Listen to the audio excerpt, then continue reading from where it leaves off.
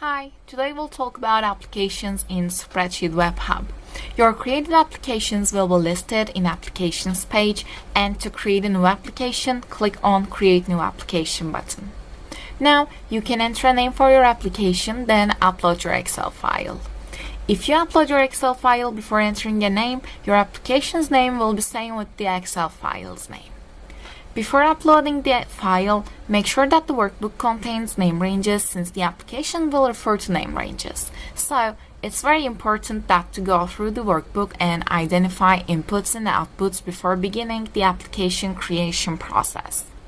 Text can also be added to the applications while creating them. To associate a tag to the application, click on Text field, then choose Text from the opened list. You can also modify tags after the application is created. After uploading the file and choosing tags if needed, you can start building your application. Click on Create New Application. You will see a suggestion to use the automated app generation feature, which helps users to build and deploy their applications much faster. To learn more about it, don't forget to watch our next video. In this video, we will go with the No Thanks option and build the application by ourselves. After selecting No Thanks, you will be led to the Applications page and click on Go to Designer to start building your application. Then select the user interface and start designing your application's UI.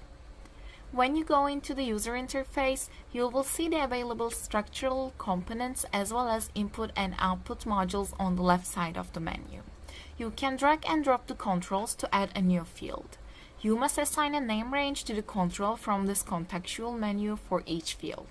You can also change settings like control label properties and other control-specific features too. When you're done, click on Publish from the menu on the top right corner. This will lead you to Applications page. To view and test your application, click on View Published Version. This will open your application. You can test your application and start saving records to your application's database. Thanks for watching.